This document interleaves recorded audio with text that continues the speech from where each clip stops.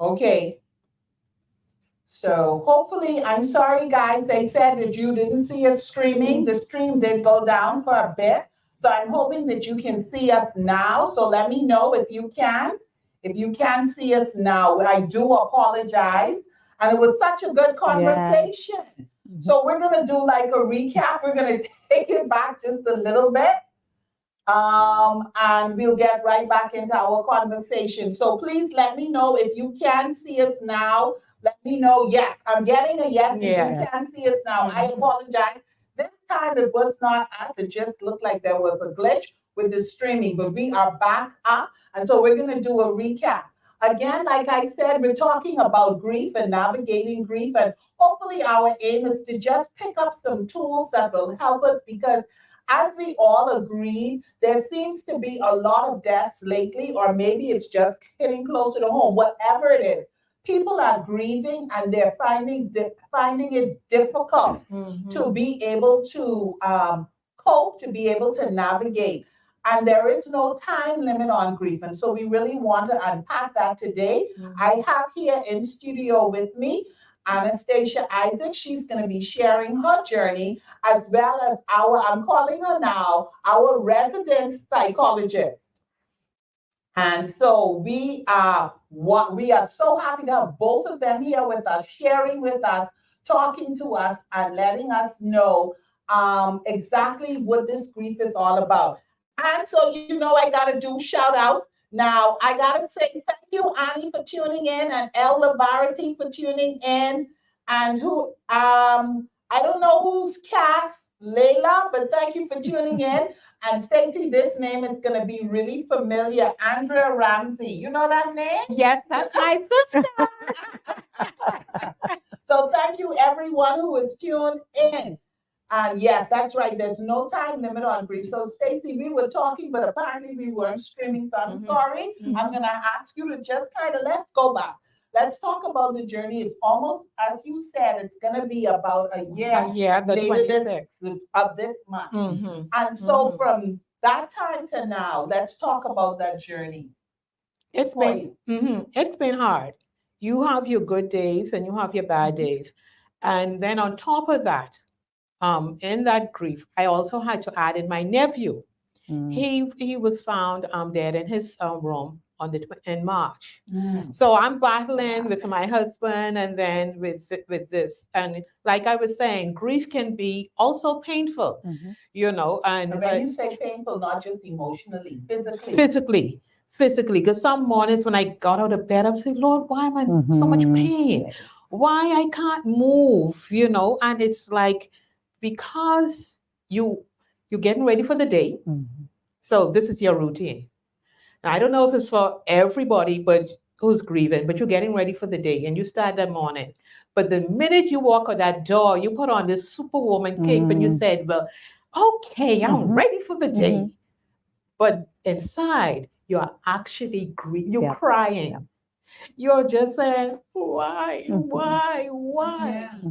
But out there, people look at you. I had people say to me, Miss Isaac, man, you looking so good, and what's going on? But behind those closed doors, I am a confused person because I tell them, I knew my role in life. Mother, then grandmother. I was a wife. Now, when I was a wife, I knew my duties. I knew my responsibilities. I took care of my husband, and I was proud of that. You understand? Okay, I took care of him. I mean, right to the end. So now I'm a nurturer. That's who I am. So now I have my grandkids. I have my children, Omar and Odessa, loving sons. But they can't cuddle with me. No. You don't understand? That is gone. That man who used to say, don't care how I look. Baby, I love you. Boy, look at my woman. You understand? Right. I had to do that for myself now. But it isn't the same. It's not the same. It's just not the same. And our family is so tight because the other day a song came on, Earth, Wind, and Fire, Let's Groove Tonight. And I asked my granddaughter, I said, boy, this is a big Papa, my song. She said, yeah, that's the first song you all dance to. Oh. She heard the story so many many times. times. She knew. Exactly. So you can tell what family Yeah. life was for me, Mhm. Yeah.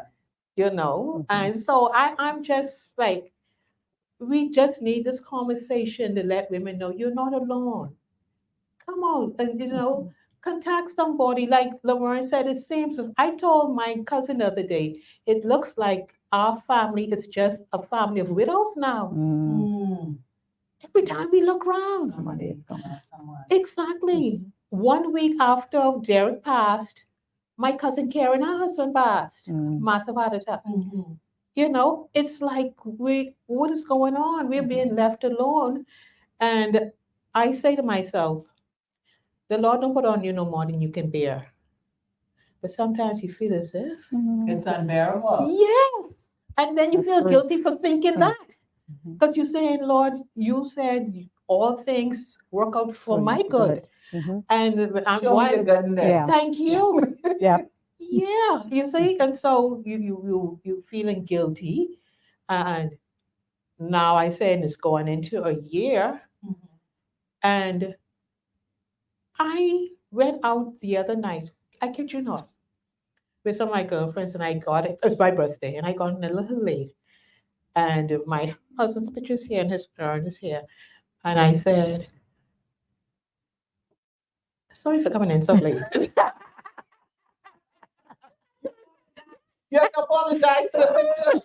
You have to let the picture know. I'm sorry. So when I come home in the evening times, I used to do it. My granddaughter and I said, "Look, don't do it."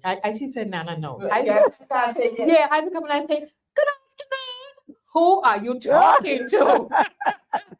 But I think that's all in the process That's of right. trying to And that navigate. helps you. Navigate. Yes, Yeah, that helps that helps me. you. That helps me. Mhm. But but each, like people say, each and every day, it seems to get just not better, but bearable. Yeah. It's just Yeah. a teeny bit. And like I said, I have um, good, awesome girlfriends who don't mind me telling my story, or they'll call me Mhm.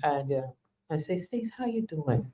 And then we have to look out for one another Yep. because my Yeah. best friend, she lost her husband shortly. I lost my Mm. husband. Mm. So um, her birthday was Thursday. And I knew how I felt on my birthday. So I made it a point that she got the biggest bouquet of flowers on Mhm. her birthday Mhm. because I knew how she was feeling. Because she told me, she said, Stacey, it was rough. Yeah. She said, rough. I said, I know, baby. Mhm. I mean, we talk about things. We even talk about, uh, um, you think you'll ever get married? Remarried. Mhm. So she's of the opinion. She said, I think so. I said, girl, I don't know.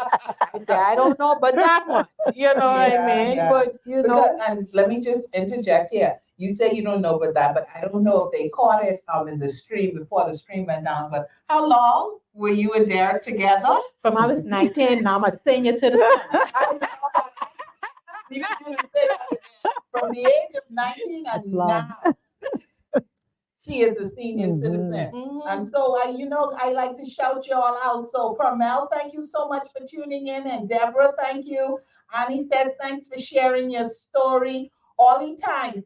Hello, everyone, especially Stacy. Mhm. And Andrea Ramsey, Andrea saying, every day I tell my son good morning and I kiss his urn and I greet him when I come home from work. Now, some people would say, and I'm going to let Lakiska jump in at this point. Some people would say, oh, you talking to the photo? You kissing the urn? Mhm. Mm. That don't seem quite right. Mhm. So, the thing about the grief is that there is really no typical or normal response to grief because the loss of a loved one is never going to be typical and it's never going to be normal. Right. And so, as you said, this is this process that we have to walk through, and it's going to differ for everyone. And for some people, that is going to help them, particularly in that kind of early stage. Now if you are, it's one thing if I'm just coming in, I'm saying, good morning, and I give the urn a kiss, good afternoon, and you're just coming in. It's a different story if we're talking about reacting as though the person is still there. Right. We're setting a place for dinner, and we've not changed, if they had a room, we've not changed anything, and we're talking years and years have gone by, then that becomes more concerning. But if that being able to feel like the presence of that person is still there, and I know you're kind of watching, just to be able to say, what, good morning, because for 50 odd years, for 40 odd years, I said good morning to you. Right. And that helps me to cope a little bit. Mhm. That makes the day a little bit more bearable than, again, who are we to say what is going to be typical and what should be normal? Grief is overwhelming. It can be suffocating. Mhm. Someone described it as like being in a swamp. Mhm. That is really what. And of course, it is a very intense emotion. And again, depending on the loved one that we have lost, and when we talk about grief in the sense of losing a loved one, because we know that grief isn't just limited to the death of a loved one, but certainly that is the most intense type of grief that we experience. And so depending on that relationship, it's going to be even more difficult. And so years with a loved one, a child, a parent, those kind of grief, those are very difficult. And so you talked about, a coworker who at 10 months was kind of like, why aren't you fine? It's been 10 months. Yeah, but Yeah. right. But how do you bounce back in 10 months when you have spent your life with someone? How do you bounce back in 6 months when this is a child that you have birthed and you have raised? How do you bounce back when it is your parent? And I don't care how old your parent is when they pass. It's not the bouncing back. For some people, that's going to be quick. Now, the reality is that some people will kind of go through the process of grief seemingly shorter than others. Mhm. Some people can do it in a matter of weeks. Some people can do it in a matter of months. For some people, it's going to take years, and there's nothing wrong with that. I think you need to say that again, Yeah. especially to the coworker who said to Stacy, 10 months, you should be okay. Yeah, that's not a fair. Yeah, that's definitely not a fair assessment for someone that spent their life with someone. You birthed a child, your parents have raised you, and you talked about the fact that he's very much. This is a part of my existence. This is a part of who I was, and so what the process of grief is about is now kind of establishing a kind of new sense of normal. Yes. Yes. And it's very much like when you get married, for instance, or when you welcome a baby, when you bring home that baby, when you first get married, you ain't know what you're doing. You have to learn, That's right. right? And then I spoke to my son, he's in college, and he said he was not feeling well. Then he said something I said to him, and he said, well, mummies know all these things. And I said, yeah, but that happens over time. Right. I didn't bring you home and knew all the answers. I had to go to my mother, who, was a seasoned mother, my aunt. And so it's the same thing. So if it took me that time to know how to be a wife, to know how to be a mother, then when I now have to come with this new reality where I'm widowed, Yes. where I'm a mother, but I'm childless, then that has to take some time. That cannot happen overnight for the typical person. It's not going to happen. And we shouldn't expect it. And so I think when you talked about getting dressed in the morning and inside you're just broken up, but then you get out there and we put on a good face. Yes. Because what? The expectation is that, oh, after a certain amount of time, you should look okay. Yeah. Why you still, Minnie then in the ground, we then bury him. Why you think well, she ain't got to look like that. And then also I wanted to say, sometimes we put on that good face because we don't want the people around us to feel bad. Mhm. You know, that kind of way. Grief is awkward. Right. So I don't want them to be uncomfortable Yeah, around me. So yeah. even though I am broken, I'm Mhm. crying, let me put on this Yeah. good face. Yeah. And it is awkward. People, when you're grieving, and especially in those early stages, people aren't comfortable because they don't know what they're supposed to say. Yeah. And in a lot of cases, one of the things I say, I do a lot of, crisis support. So, someone we, kind of do that, particularly in in education. And it's kind of, what can I say to you? There's really nothing I can say to a person, right? You can, of course, say you're sorry, but there's nothing that I'm going to say that really in that moment is going to make you feel like, oh my goodness, I can just get up and face the world. But it's a matter of just being there. So in some cases, we should be focused less on what is it that I'm going to say to the person, and maybe just being a presence. And then also for those grieving, being able to say to someone, I don't need you to say anything to me. I just need you to sit with me. Yes. I just need someone to sit with me. Exactly. And then it makes them feel a little bit more comfortable that, okay, I don't have to say I don't have to anything. because I'm scared. And then people are scared because they're not sure of, am I supposed to mention? Maybe I shouldn't say anything that sounds, cavalier. Maybe I shouldn't be laughing right now because this person's sitting next to me. And so everyone is uncomfortable. The person who's grieving is uncomfortable because they're feeling like, I don't want to make the people around me. Yes, I don't get to give you. Exactly. And then those are sitting there and we're just sitting there like, Well, for me, my thing is, I always say follow the grieving person's lead. And what I mean is, if you see that the person is not talking, that if you've tried to maybe engage them a little bit and they're not talking, then you be quiet. If you come and the person is laughing and cracking jokes, that's the frame of mind that go with it. They're okay with that. Don't try to change it because you think they shouldn't that they shouldn't be laughing. Yeah. We have this idea and this image of what it should look like. Right. Yes. Right. And there is, just like so many other things, that there is no face to what grief looks like. And so, for instance, I've had, parents or loved ones or people who would say about a child, well, she's not cried since she heard the news. But we don't have that. And so not crying does not mean that someone is not grieving. Yeah. Right. And so for some people, yes, there are people who are very emotional. They feel, everything. They have very high emotional intelligence. So, they're going to feel it and maybe they'll cry, and there are going to be other people and eyes are dry, but that doesn't mean that they're not grieving. Yeah. I have my granddaughter who lives with me. And when I get all emotional, and one day I was just like, I couldn't get it together. And so I said, you don't miss Papa?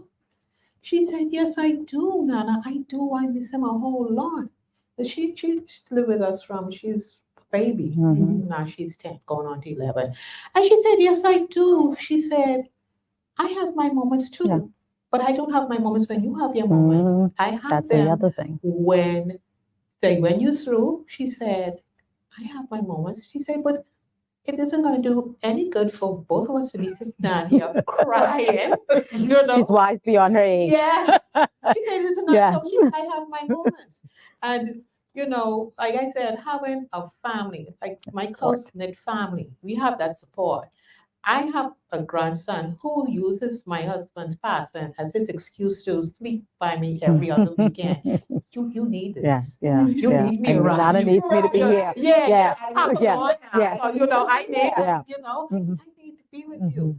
But like you said, this it doesn't take a form. It isn't like a book. It isn't a textbook. No. We can't go in and say, today you can grieve. You can cry today.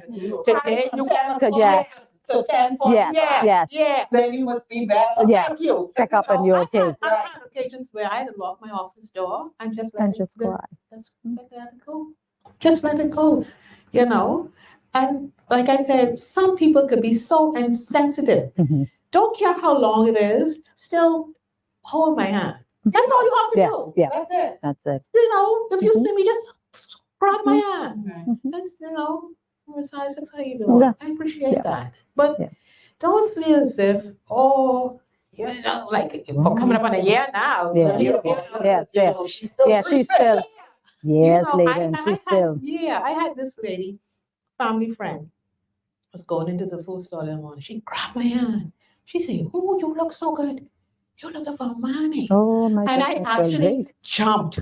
And she said, what happened? She said, I didn't mean to offend you. I said, no. I said, but why would you think that me looking good is looking for? Because right there in that particular moment, I was like, why did you say something like that? You know? And that's part of a healthy coping process, being able to take care of yourself, Exactly. right? Getting up out of the bed, even when you don't. Because knows how much energy exactly it took to be able to do that. And maybe you Absolutely. did that for you because you were just like, you know what, today I'm gonna comb my hair. Yeah. Exactly. When your hair's fixed and you got on the makeup and you put on an outfit, don't you, even when nothing else is going on, you just feel better about yourself. There's a little pep in your step. Exactly. And that's what I tell my girlfriends. I said, I do this for me now. I said, because I did it for him.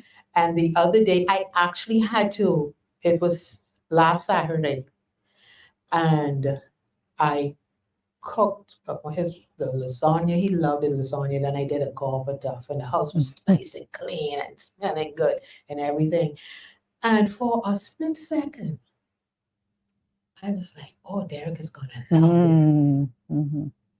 And I had a friend who told me. He said, because Sunday he called me and he said, "What you doing?" I tell him I'm cooking. He said, "Stacy, stop.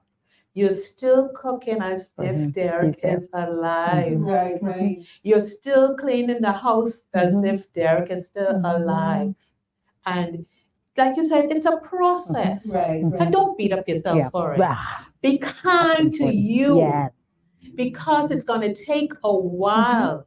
It's a mindset. So you have to like I told them, this is the re-education of Stacy. You're learning how to navigate. Yes. You're learning how to navigate. Yes. And like I said, from I was 19 until now, so this new freedom, what can I do with this freedom? And sometimes I'm in the house and the song come on and I say, "Come on, Derek, let's go." And it's just me dancing. But this, I've never, but I've never was single per se. I never lived alone. I moved out of my Grammy's house. Right into your with my husband. So now I come home and I be like, this is it. This is it, Stacy, for how long the Lord put you here. Right. This is it. And please, so try taking care of you. Please, love you. Yeah. That love that you had for him, pour it on to you. The things that you all dreamed of, he isn't here. But then do it. You could travel. That's right. You're gonna still go out, still enjoy life. Because Derek was big on enjoying life. So why should I could see him now? Get yourself okay. What's wrong with you? Yes. Do not feel guilty. Because I went through that too. I didn't want to enjoy myself because he wasn't here. I can stay home and I can no. It's okay to take baby steps into this new life. And like I said, the love that you gave that individual, pour it into yourself. Love self, appreciate self. It's hard. Yes, it's hard. Because you don't have that loved one anymore. Oh, it is so hard. I'm not going to be the one saying, "No, that's a piece of cake. Walk to the park. It isn't. And especially with me working, because I have demands on me from work. You understand? They don't worry that, okay, your husband gone. But we still need this. Yes. Okay. Yes, that's right. Yes. Get my job done, though. Thank you very much. Listen, you need a time? You need to go to the bathroom? You go do that. Do that, then get back here. So, but all of that, it's the process, like you said. And like I said, if you I'm looking at individuals who recently lost their husbands, and they were the breadwinners, and they were the support of the family. And so I'm saying to you guys out there, like me, who had that Derek, life does go on and it's hard, but take it one day at a time and do it for you, no one else. You do it. If it means one day you can sit down and cry your heart out, do that. Right. Tomorrow, if it means you can get out there with all your makeup on, whatever it looks like to you and feels like to you, do it. So Absolutely. Lakiska, I wanted to ask you. You see, when I play with your name, I always tease you, and now here I am calling you by the wrong name. But Lakiska, what I wanted to ask you though, something Stacy said. She said she got up and she was in pain, Mhm. physical Yeah. pain. Talk a little bit about how grief may manifest itself, Okay. because it isn't always the crying. Mhm. The crying is what everybody expects. Yes. Yes. And so when you don't cry, Mhm. that's abnormal to Mhm. people. But Mhm. let's talk a little bit maybe and how it can manifest Mhm. in different ways. So grief is both emotional and physical. Absolutely. So Stacey already kind of mentioned one of the things that people sometimes feel as it relates to the emotional part of it. So we know we feel shock sometimes.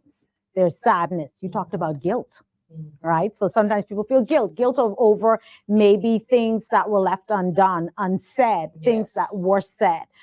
Guilt that maybe I couldn't do anything about, what's going on. Fear. And fear is a big one because, as you said, for some people, because now I have lost, and particularly when we think about the loss of a spouse, right? As a woman, the loss of a spouse, it's now, okay, all of these things that my husband did. If my husband was the breadwinner, if my husband had responsibilities, there are women who would have said, he paid all the bills. He dealt with the insurance. He dealt with the home. I don't know any of this. And so the fear of what is this new reality when now I have to be responsible for these things. So we know about the kind of the emotional things that we go through. And of course, like you said, people expect for crying, but certainly grief can manifest in a physical way. And oftentimes people don't think about it. And so you talked about just waking up and feeling aches. Literally, you can just feel aches and pain. Okay. And so, of course, your body is processing a very intense emotional loss. And so, of course, we know that those things can then manifest in our body. Weight loss or weight gain. So, for some people, of course, if no one is there checking on you and making sure, maybe you're not eating at all. And so that we have weight loss or weight gain. Sleep disturbances, right? Because of course now I don't want to close my eyes and sleep because, I don't want to possibly dream about this person. I don't want to accept this reality.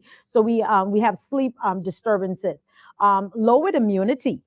Right. And so, of course, we know when our immunity is lowered, then we're more likely to end up with common colds. And so those are some of the things that physically we can actually see when we are going through the grieving process. So when you're experiencing those things, looking at it as this can be actually part of this grieving process that I'm going through. So it's not just that emotional part of it. It is both emotional and the physical part of it. And so it's why it's so important that you're taking care of yourself. So in taking care of yourself, not just, of course, we know the support and talking about is important, but also making sure that you're getting rest, that you're eating. There are What do you said getting rest, but what do you do, sorry, in the case if you just rest isn't coming?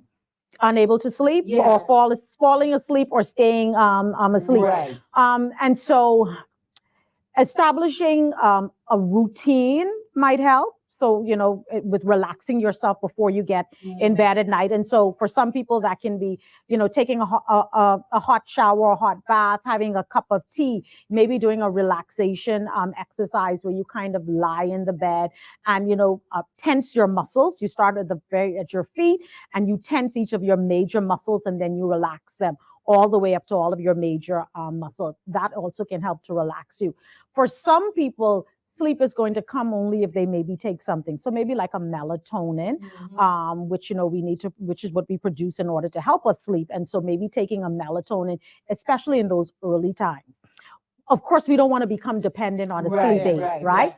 But we also don't want in the first weeks after that you are not sleeping at all. So sometimes people literally have to get a sedative because, when they get the news of the loss of someone, they're just not sleeping. But really kind of trying to create a routine for yourself so that you have better sleep practices. And in the initial phases, it's going to come. And then there are going to be periods because grief comes in waves, right? The ebbs and the flows. And so there are going to be those times where, I've been fine for the last 6 weeks, 8 weeks. Why am I up tonight? And I think that's important to recognize that, like you said, it does come in waves. Yeah. So you may have been okay. Monday to Thursday, you may have felt like your old self. You may have been on your game, but then Friday has come Yeah. along Yes. and you cannot get Yeah. out of bed. Just like I said, when my birthday was last week on the 5th. And Monday I was like, oh, okay, I can do this. But Tuesday morning, my birthday, I Yeah. was Yeah, a mess. a mess, a total Mhm. mess. I just couldn't stop crying. And even when I wasn't crying out loud and I was just putting on my makeup, I had to keep wiping my face Mhm. because The tears are flowing. The tears The are tears flowing. were flowing. Mhm. And it can be a little thing that causes it to come on. So a scent, you know, Yes, you yes. walk by someone and somebody walks by and you think, Yeah, yeah, that can be the thing that triggers yes.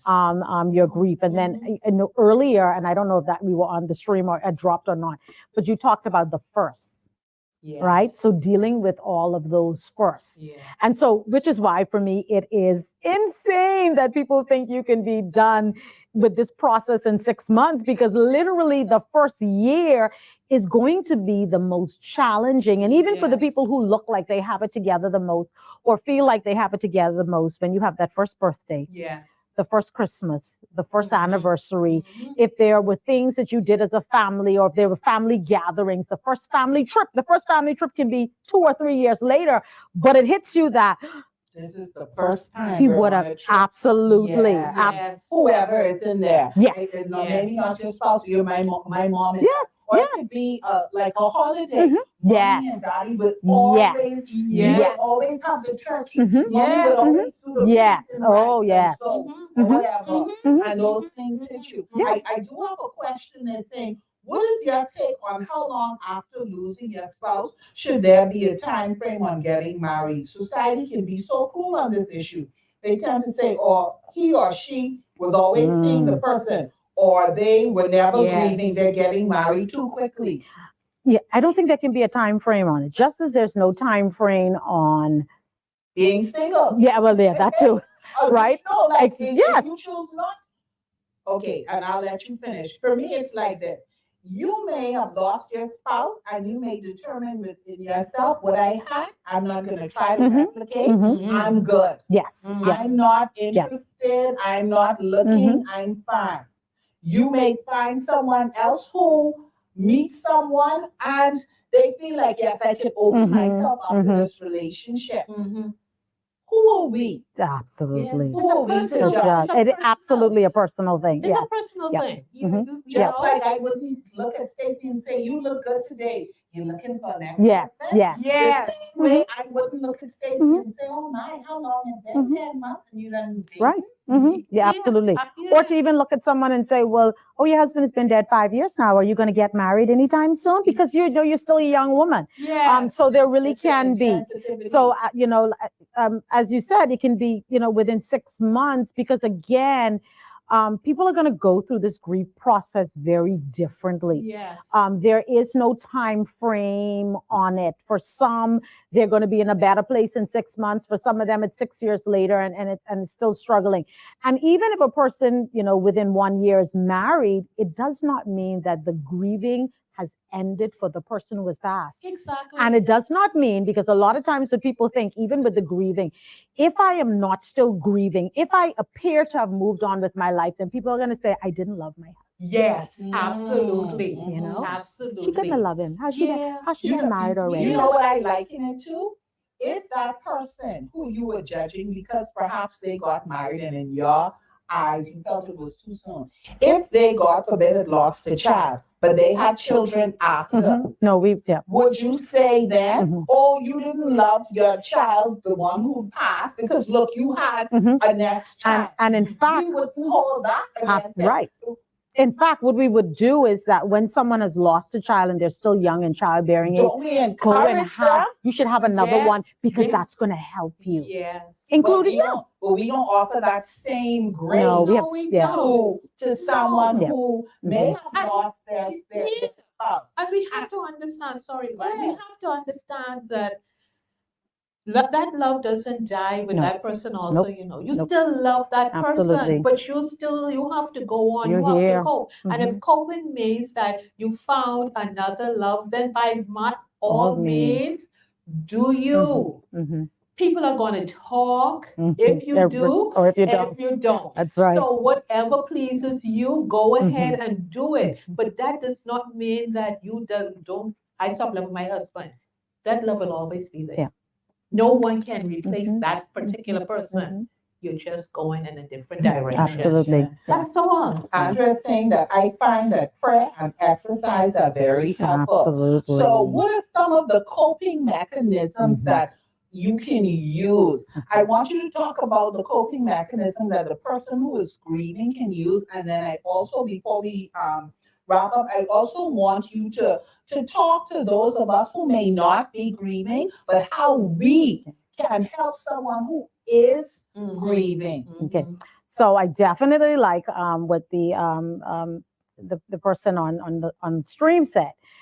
So exercise. So we know that when we exercise and we get moving, it releases endorphins, and endorphins are happy or feel good hormones. So it does improve our mood. So getting up and moving physically. Um, People, in terms of how we think about how people kind of process through grief, so how we get through grief is really going to be dependent on a number of things. It's going to be our personality is going to be one of those things, our coping skills.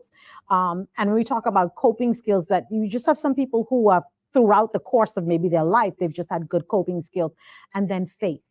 Right. And so when you're able to, you do have to anchor yourself, and faith anchors us. And so when you have that anchor, that assurance, because your faith then says to you as a believer, you know that, okay, that, if my spouse or my child or my friend or my loved one, and I know that they died in Christ, then what? I have this hope and assurance that I'm going to see them again. And so faith is certainly one of those things that's going to be comforting for us.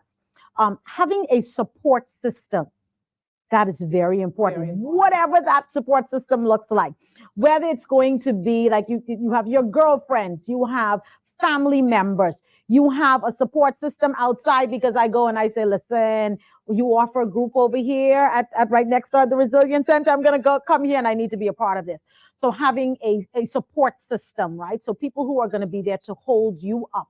People who, when I'm having a difficult time and I feel like I can't get out of bed, I can pick up the phone and I'm saying, it's just rough, and they know what it means. And somebody gets there for you. So having a support system. For some people, it's going to be the need to talk to someone professionally, because at this point, I'm getting a little stuck in this. I don't know how to process through this grief for whatever reason. And then, of course, I already talked about the importance of when we take care of ourselves.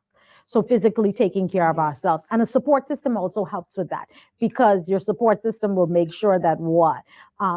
Have you eaten today? Just call and check in. Did you have lunch? What did you have for lunch today? What was dinner tonight? Oh, I didn't have any dinner. Oh, I have some food. I can come bring you a plate of food, because that's what the support system does. Make sure that you are okay. There are, cultures, and even in like Judaism, they have kind of mourning periods. But part of that is during those mourning periods, somebody is coming to the home and they're doing what? They are providing food.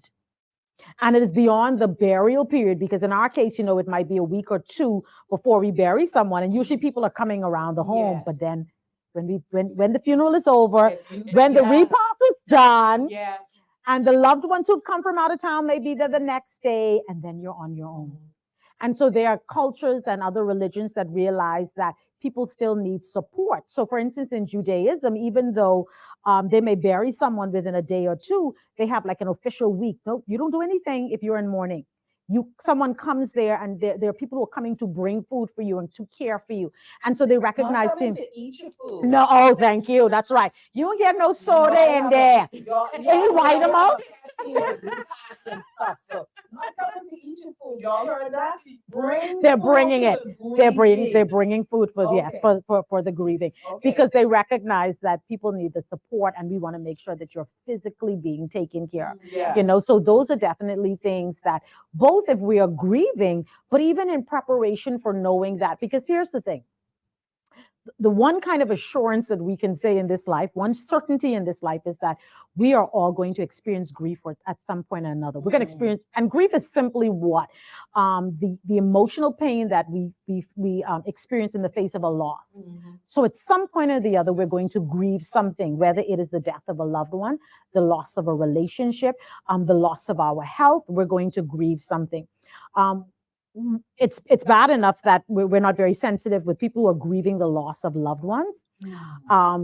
But even worse is that we don't feel like people should grieve the loss of anything else, right? So we don't have to think about that. So a lot of times in grieving the loss of a loved one, we also have people who have a lot of unresolved grief. Because, for instance, it might have been, I had a miscarriage, but I wasn't supposed to grieve that. I have a chronic illness, but people are like, well, you're still alive, even though you might have, give God thanks, but I'm grieving the loss of my health. I had a job or career and I got laid off and, yeah, well, at least you're still alive. And you could find another job. And so then again, we take those and we put them in a little box and seal it up and put it up in a corner because I'm not allowed to grieve it. And so it's sometimes why when now I have to grieve the death of someone, that it can be even more overwhelming and suffocating. It all comes snowballing now. You suffered losses along the way, and it's so it's like you keep taking a hit after hit because we didn't stop. And so it's why. So while there's no time frame, for instance, we say on how we grieve, and while there is no correct or right or wrong way to grieve, what we do know is that it is important that we grieve. We have to. We have to do it. It is the only way that our brain can process that what life is going to look different, to reintegrate these kind of this new life, this new normal. And so we have to walk through the grief. It's not easy to walk through. No. Right? It's not. Someone described it as a roller coaster ride, right? So a roller coaster, there are highs and lows, there are ups and downs. But we have to, I like to say, at some point we have to sit with it. And so we talked about coping, but some unhealthy coping. Sometimes people don't want to grieve. Right. I just want, what happens when you, because I feel like even when you try to avoid it and say, you know what, I'm fine, I'm good. I feel like it's gonna come. Absolutely. Like your body is saying something happened. And we have to deal with this. And you could put this off a month, 2 months, but some people try to put it off for even long. Yes, right. But So do you think that it will, like, there's no avoiding it? There is no avoid. There's no avoiding it because in the long run, it is not good for our mental and emotional health, and it's not good for our physical health. And so you can only avoid for so long, but we already talked about the fact that like one of the things, one of the physical kind of manifestations is lowered immunity. So when you find yourself, you're getting sick, maybe part of that is because I haven't processed something, right? And like I said, our brain has to process this. Life is going to be different. And so sometimes people like to busy themselves. I just want to keep going because if I keep going, then at some point we have to sit with our feelings. Yeah. I have to sit and I have to accept. Yeah. Shortly He ain't coming back. Exactly. My grandson said, I changed the color. I changed everything in the front room. I changed the color of my front door. I just busied myself. And then one day I said, stop. Yeah. Feel it. Yeah. Whatever it is, just sit with it. And it just came pouring. Yeah. And I you need the release. Yeah. You and however that release is going to look like for you. Yes. But we have to go through. It's the process that we have to. So people either, busy themselves or they don't want to talk about it. Nobody's allowed to talk about the person around them. They act as though the person is not gone. So it's going to be. And so that's why I said, in the short term, if it's only I'm saying, hi, to a picture, how you doing? That's one thing. But if we're talking about someone who's setting a table at dinner and we're talking 5 years later and I come to your house and no, you can't sit there because if she was saying, that's Derek's seats and Derek, and I'm looking at, okay, we have a plate there. That's not a healthy coping mechanism. If he left his shoes at the door, then we're leaving the shoes at the door because we kind of want to memorialize or we want to pretend that this person is going to come back.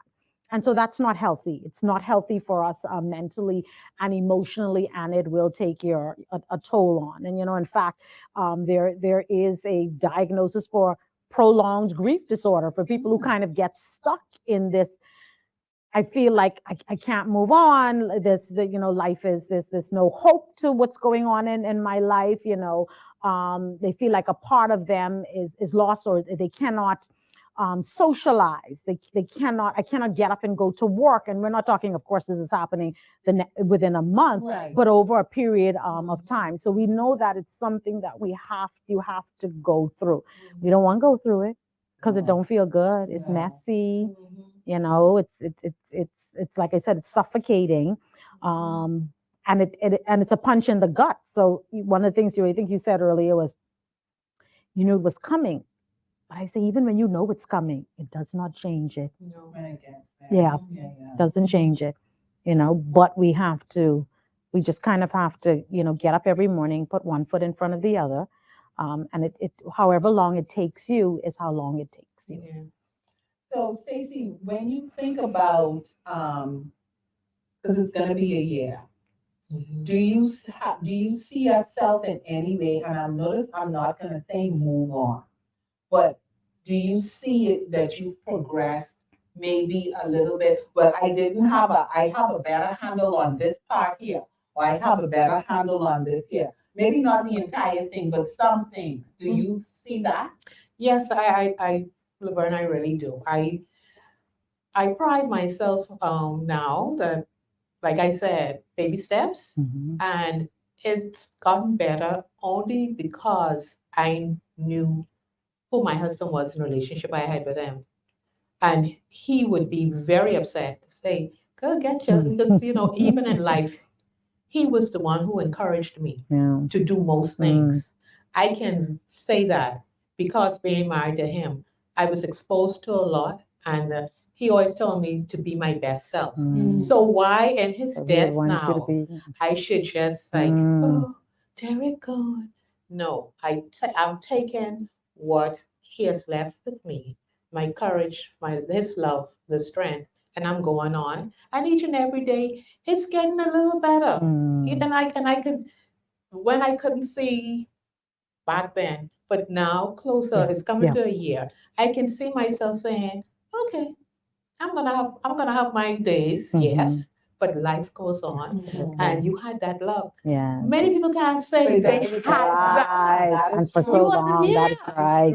yeah. I And for had, so And long. yes, thank you. yeah. I had that Mhm. love. So it's time now for me to go and explore like the world and do Mhm. me, Yes. And no, I'm not being disrespectful to his No, of memory, course not. Absolutely not. and we have to get that in our heads. Like I said, the person who said they want to move on, what have you, that's a personal That's thing. Right, that's their absolutely, decision. absolutely. Exactly. Doesn't mean Mhm. that you loved your husband Any any less. less. That's right. Mhm. So yeah, it is, Laverne. It's scary. That's good. Yeah. One of the things that I'm gonna, it looks like I'm going back, but I'm actually gonna go forward. Something that you said, we weren't on yet, but you talked, and we were talking about the grief process, and you said you talk about after the funeral, Mhm. when nobody else, when people stop coming around. Let's talk about that for a minute because we think, as those who are not burying that loved one, Mhm. okay, the That's funeral over. Mhm. is over. Mhm. Prior to the funeral, someone was there every Every day, every day, day, every every day. You Mhm. need this, you Yes. need that. Yeah. Yes. Talk Calling about, I'm calling you. Talk a little bit about that deafening silence then Hmm. after that. You feel like you're. Well, I had my two sons, and they were there, but with that constant checking in, Mhm. and then it stopped. You be like, Yeah. you kind of feel like a little Nobody betrayal. called today. Yeah. Nope. Yeah, Mhm. I still grieving. Mhm. It's just been what we just buried him last week, and everybody gone about their life. I felt hurt Yeah. for a long, long time Mhm. because I'm a person like this. If you need me, I'm there. And I felt as if, well, everybody, no more phone calls, Mhm. nothing. So it Mhm. felt like, what Yeah. happened? And we have to realize, individuals have to realize that that person is still hurting. You Yeah, don't have to call every absolutely. day Yes, and then, but still, but call. Mm-hmm. Call. Check in. And it really hurt. I felt all alone. I felt like no one loved me anymore, wow. Wow. Yeah. I know, and they weren't concerned Yes, about yeah. me, and when it was their time, I did this. Mhm, Yeah, yes. when the order, Yes, yes. Yes, when it yeah. was their time, I ain't calling me every day. Nobody calling me now. Yes. Right, right. So it was hard. Yes, make sure the phone works. Yeah. It was, Mhm. it was really, really hard. It was really, really hard. And we have to realize that, like you say, after that, we still Yeah, need your absolutely. support. Yeah. You Mhm. still need somebody to check up on you. Mhm. You know, that song that comes on, I'll be drinking more alcohol. So, did you check on me? That's Mhm, true. That is mhm, so true mhm, because mhm. some people Get just into neglect you. They don't yes, check. yeah, You don't bury your husband. What next? Yeah. Go get on Yeah. with life. Yeah. Yeah, because we feel like that ends the That's grieving it. period. Right, right. Okay, you should be all right. You get up and you go to work, and Exactly. I have to go on with my life Yeah, and you done whatnot. bury him. What Yeah. else you want? Yeah, but Right. without realizing that can be among some of the hardest time because it is so quiet at that point It because is. everyone is gone. Yes, Because everyone's literally, from the moment you get the news, you are surrounded by people, right? And that's culture. Yeah, yeah, yeah. Someone is there. Everyone, people are coming in, and Yes. people are calling, Mhm. and then you bury, and it's okay. But Nobody is after crickets. exactly, Mhm. but after that, people have to realize that after the funeral, for most people, that's when Absolutely, reality that's of sets course. in. Yeah, Because it's quiet. yes, yes. Exactly. You now need to And sit with and this. then it's like, Exactly. now what? I Yes. watched a movie. I can't remember the name of it, but I remember watching a movie. And in the movie, this lady, her husband had died. And there were people in and out, in and out, in and Mhm. out. And then they cut a scene. Maybe it was a day after the funeral. And there she was. She was sitting, and it just showed her sitting in this chair in her living room, staring out, and you could just hear the clock Mhm. and the that's it. deafening Yeah. silence. Yeah. And that just Mhm. stood And out that's to the me. Mhm. That stood out to me. Mhm. But I said that, and so even on that note, before we wrap up, maybe share with us those who want to be a support to Mhm. those people who are grieving. Mhm. What are some of the things that we can do? Mhm. We know we can check on them Yes. beyond Yes. the burial, Yeah. beyond the funeral. Mhm. We got to be responsible and do that. But what are some other things that maybe we can do? So just being, I think it is very important that we're just a support to someone. Mhm. And so you are correct, making sure that, we are checking on them after. And not just after in the sense that I'm going to check on them in the week after, but maybe deciding that, you know what, I'm going to be that person I want to in the long term. But finding out what is it the person needs from you. You talked earlier about, in sitting with the person, kind of allow them to kind of guide the flow of the conversation. But even just finding out because really it's about supporting. How can I support you? What is it that you need from me? And as I said before, it might be, I just need someone to sit with me. Sundays are difficult for me because Sundays we did X, Y, and Z. And so the person might decide that on Sundays we're going to do something. But finding out how can I help you? How can I support you? How can I be there for you? I think that is what is most important. And making a decision that we're going to be there for those people that we love. And because we're not talking about being there for everyone, right? But it is the people who are closest to us, the people who we love, who we know are going through this grieving process. What can I do for you? Even if it's just meaning I'm coming to make you a cup of tea. I will come and make you a cup of tea because this is what you need from me. So we want to check in, and we want to support them. We want to keep them surrounded with as much love, as possible. Because as you said, at that moment you felt like there's no one here for me. Mhm. Right. And so in the quiet times, knowing that someone is there for me. So just being there, I think, is really the greatest thing that we can do Making for yourself someone. Yeah, available. available, absolutely, for someone who is grieving. And is it okay? I think it's okay. But is it okay to say, Stacey, I don't know what to do? What is it that I can do? Absolutely. Or even if you said, I don't know what to say, but I'm here, and Yes. then actually Yes. be there. Yes. Is that okay? That's perfectly Because sometimes fine. you don't know You what to don't, and say. that's okay. And if you're like me, I don't want to say the wrong Yes. thing, Yes. right?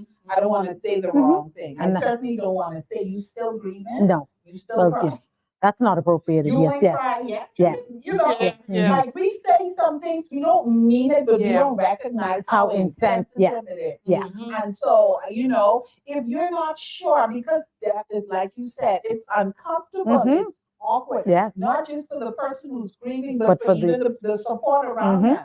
To be able to be honest and say, I don't know what Yes, to say, yes. but I'm here. Yes, that's it. And that's it. Or I don't know. Yeah. Sometimes you don't know what to do, so you go and you wash the dishes. Yeah, yeah. Yes, yes. And that is helpful because you And that's realize, probably a relief because physically you was like, child, yeah, I didn't have no energy. Because every time Mhm. I Yeah. don't Yeah, it. Yeah. yeah. And really some people, they've taken that as their role. They will come in and they know that I don't know what to say, but child, I can go in the kitchen. I'm going to clean. I'm going to put things away. I'm going to bring stuff. I'm going to bake you some tea. And all you know is you sitting there and a cup of tea, a pears and a piece of cake, and you don't know where it came from. But the person knows that I don't know what to say, but I know how to care for. And this is what I'm going to do. I'm going to do for you. Yeah, Mhm. yeah, Mhm. yeah. Well, we are out of time as usual. It was a much needed conversation. We may have to do a part two or something like that, but we need to be able to talk about these things. They are uncomfortable, but we need to be able to talk about them, and we need to be able to really be a support Yeah. to people who are grieving. And I like what one of the things that you said, Stacey, that really stood out to me was you said he lived, and he was about living. And so I'm going to say, cherish the people around you that you have in your life. Cherish them, make time for them, Yes. create those special moments, because I'm sure there are things that you think about when we did this. And it could be Yes. as simple as a walk somewhere. Mhm. A lot of times we think big moments Mhm. are, okay, we spent X amount of dollars. No. We think big moments in terms of dollar value. But just being able to sit and talk, to share a joke, Mhm. whatever it is, but cherish and value your loved ones and the people in your circle and your support. That is so paramount.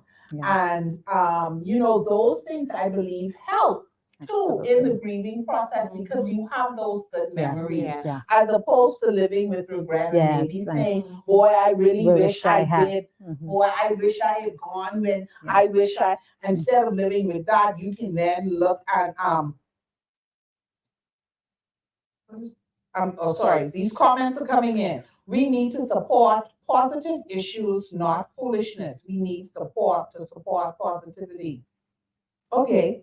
I don't really understand where we're going with that, but okay, I agree. We need to support positivity, Mhm. but absolutely, we need to make sure that we are taking advantage of those opportunities that we have Yeah. and those moments that we Yeah. have because we don't know. Exactly. We don't always That's right. know. No. Things can happen very quickly. Mhm. But we absolutely need to do that. And for those of us, when we know people are grieving, let's try to really be there Absolutely. genuinely and not just say, I'm here for you, Mhm. and then remove yourself. Absolutely. And then say things like, but you didn't call me. Mm-hmm. I think about myself, even if I'm not feeling well, this isn't grief. If I'm not feeling well, I promise you, every time you call me and you say, um, you need anything, that's gonna be I'm not feeling well, and I don't even just have the mental capacity to try to think. I probably Yeah, that's do true. need Yeah. some stuff. Mhm. So imagine someone who's Yeah. grieving. Yeah. They're not going to pick up the phone and necessarily say, I really need to talk to Mhm. someone. Right. Yeah. But you So can we have reach to out. reach out. Yeah. You can reach out with simple messages. Hey, cousin, just checking on Yeah. you. Yeah. Just want you to know I'm Mhm. checking on you. Mhm. But we really, it's a part of life. Unfortunately, death is also a part of life. Mhm. Yes. And we have to be able to have these difficult conversations. We have to be able to find the tools to be able to navigate as best as we can and be there for Absolutely. everyone. Absolutely. Stacey, I want to thank you Yeah. so much for just sharing the journey. And I know the journey continues, but I thank you for your forthrightness in sharing the journey because sometimes we need to hear these Mhm. things. We need to hear these things Absolutely. so that we are more sensitive. Yes. And of course, always we thank you, Lakiska, for your expertise and just being able to guide us and talk about grief and as uncomfortable as it is. So thank you to all of my sisterhood and everyone who tuned in. I'm looking to make sure that okay, I'm not missing any comments. Ollie is saying, wonderful show. Blessings to you, Laverne, and your guests, especially my BFF, Yeah. Stacy. Always is saying, mental health is something that Bahamians don't think about, but it's something we need to talk about more. Absolutely. Absolutely. Absolutely. And grief is a part of that Yep. too. Absolutely. And remember that grief shows up and manifests itself in many ways. Sometimes you don't even think that it's grief, but it really is grieving. And so we have to be aware of that. If you enjoy Hasten's Coffee and Conversation and you want to see more of it, please reach out. Our ticker should be at the bottom. It says how you can reach out if you would like to sponsor a show or help sponsor a show. We take donations of any kind. Y'all, is expensive to do. Okay, I just let you all know, right? But it is needed. Yeah. I really genuinely believe that as sisters, we need to be able to have honest, open conversations Yes. because a lot of us hide stuff or we don't feel comfortable. We're taught to suppress our feelings. And this platform is about addressing those things that even may be uncomfortable and giving you that voice and help wherever we can. So if you would like to support us, please reach out. You can give me a call at 826-6278, or you can send an email to hastesempowerment@gmail.com. But thank you so much, everyone, for tuning in. It was a wonderful show. Thank you so much, ladies. And until next time, take care of yourself and be kind to each other. Bye.